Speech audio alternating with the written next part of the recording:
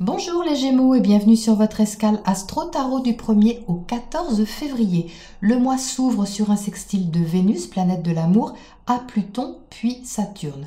Pluton, c'est le destructeur du zodiaque, celui qui cherche l'absolu, la vérité, la profondeur. Son rôle est de déconstruire pour reconstruire et il se trouve encore en conjonction à Saturne, celui qui justement aime ce qui est construit depuis longtemps. Donc ici, cette conjonction qui cherche à détruire les anciennes structures, les anciennes habitudes et vous pousse sûrement à un changement important, les Gémeaux, est en aspect harmonieux à la douce Vénus dans votre secteur carrière. Donc ça peut donc apporter quelque chose d'agréable dans ce domaine et surtout de constructif. Si vous ne travaillez pas, votre chemin de vie au sens large est concerné. Votre destinée, la place que vous occupez dans le monde, la façon de vous réaliser socialement. Donc c'est la première semaine que vous pourriez ressentir davantage cette énergie positive, alors que Mercure, planète de la communication, entrera lui aussi dans ce même secteur. Donc ici, le raisonnement, les échanges peuvent être basés sur une forme d'intuition, d'inspiration au sein de votre carrière, surtout en sextile à Uranus, la planète de la liberté qui occupe votre secteur du ressenti et de la vie intérieure.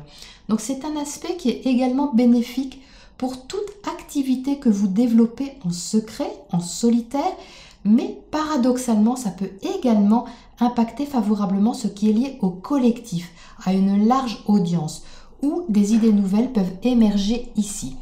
Mars, la planète de l'action, est toujours en Sagittaire, dans le signe opposé au vôtre sur la roue du zodiaque, donnant beaucoup d'action dans votre secteur relationnel. Ça peut être tonique, parce que Mars, dans ce signe de feu, a de la vigueur. La pleine lune du 9 février aura lieu dans l'axe Lion-Verseau. C'est le secteur de la communication qui est éclairé ici, proposant peut-être une conversation franche avec un partenaire dans le but de développer quelque chose. Alors, affirmation personnelle de soi ou compromis, les deux peuvent cohabiter si on est ouvert à changer quelque chose dans une structure intérieure qui n'est plus adaptée. Donc, une prise de conscience peut tout à fait se présenter autour de ce moment-là. Vénus sera alors entrée en Bélier pour cette deuxième semaine. L'envie d'entreprendre de nouveaux projets peut être plus forte à partir de cette date, surtout si l'affectif a une place dans vos objectifs. La relation amicale est privilégiée ici.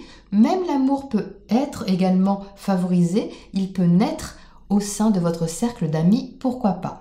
La Saint-Valentin aura un goût de liberté, d'audace, de spontanéité.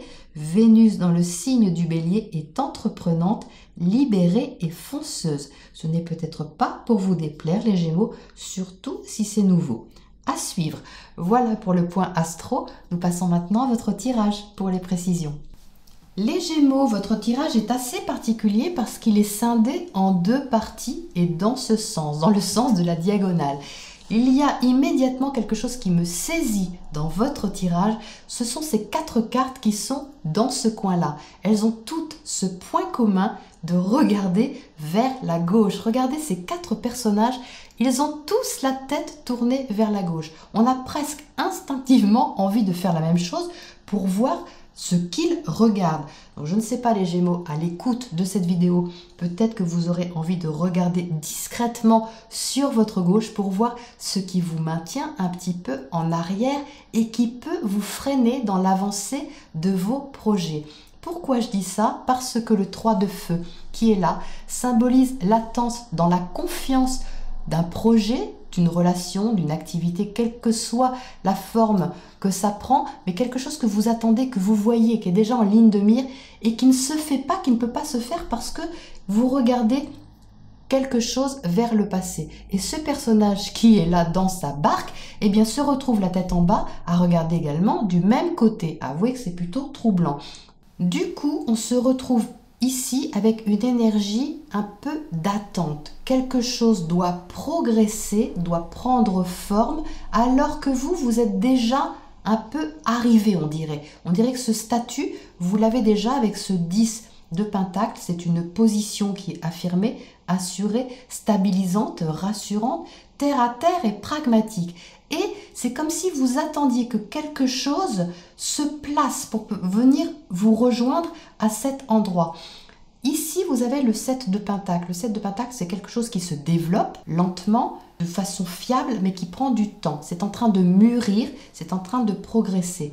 Mais il y a également en dessous le 7 de coupe, qui lui est plutôt confus et plutôt un peu embrouillé, embrumé dans son émotionnel et qui cherche à se démêler comme ça d'un brouillard passager.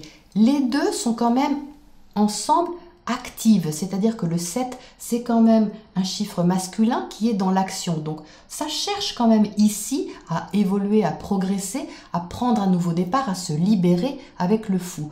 Donc soit c'est à l'intérieur de vous que ça se passe, les Gémeaux. Vous visez cette situation, ce statut, cette matérialisation de quelque chose, mais une autre partie de vous freine un peu parce qu'il faut le temps de cheminer, de se libérer peut-être d'une confusion émotionnelle, d'une confusion peut-être au quotidien, de l'organisation, ce genre de choses, mais vous visez cette position, ce statut. Soit ça se passe à l'extérieur de vous et à ce moment-là, c'est une autre personne qui est impliquée, c'est-à-dire que vous êtes prêt, vous êtes prête, vous êtes là bien posé et c'est l'autre qui freine un petit peu avec le temps qu'il met peut-être à progresser, à cheminer de son côté et à cheminer également émotionnellement avec ce 7 de coupe. Ça peut prendre vraiment les deux chemins. Quoi qu'il en soit, on se retrouve avec un projet ou une envie d'investir quelque chose, de se lancer envers quelque chose qui est un petit peu retenu ici.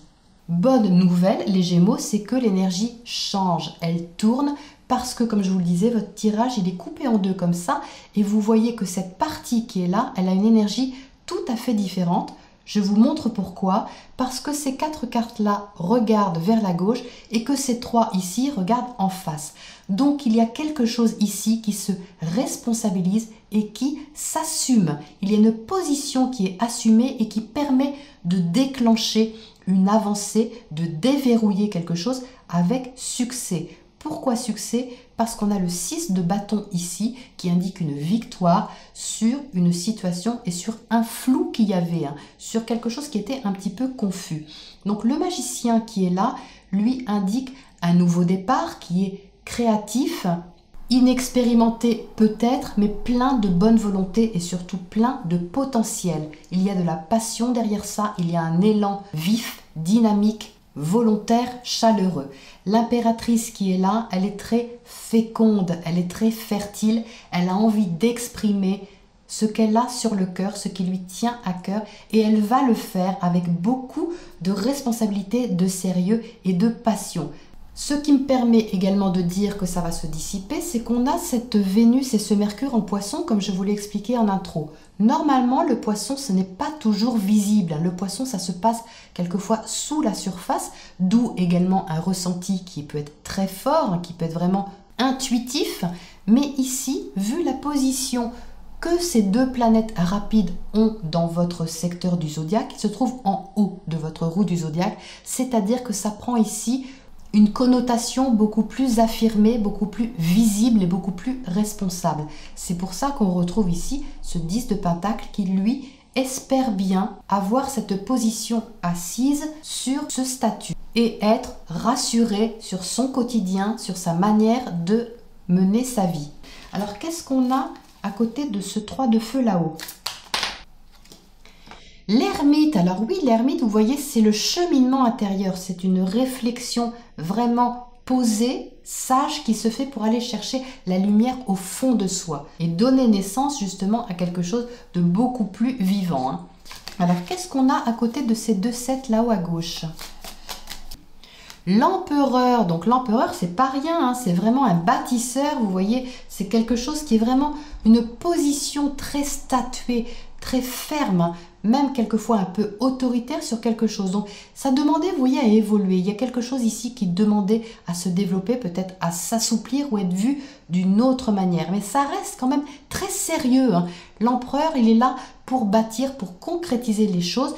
Mais il ne faut pas oublier que c'est quand même le mari de l'impératrice. Donc on retrouve ici quand même une symbiose, une alliance qui se fait pour pouvoir avancer justement. Il faut que ces deux parties-là justement se rejoignent de façon constructive avec le 10 de Pentacle pour créer ce nouveau départ. Donc c'est un petit virage, vous voyez, il y a toujours un ajustement, une adaptation à faire ici, mais ça progresse. On ne peut pas dire que ce soit complètement inactif, pas avec 2-7, ça vraiment, ça progresse. Qu'est-ce qu'on a à côté de ce magicien ici? Le fou à nouveau, donc vous voyez, je ressors la même carte, hein. Il y a bien un nouveau départ, c'est plus que confirmé, hein. Il y a ici envie de se libérer de quelque chose, de se donner une autre structure beaucoup plus stable, beaucoup plus joyeuse aussi, hein, parce que le feu, c'est quand même de la vitalité, de la vibrance qui est dynamique, qui est passionnée, qui réchauffe le cœur, hein. Donc il y a un élan qui pour moi ici revient de façon flagrante parce que quelque chose est assumé. On regarde bien en face, hein. Les choses sont assumées, sont visibles davantage, plus transparentes après un certain moment, ce qui donne beaucoup plus d'assurance pour avancer, pour s'exprimer, pour échanger et pour créer. Alors qu'est-ce qu'on a comme oracle pour terminer cette quatorzaine pour vous les Gémeaux? Un oracle pour les Gémeaux.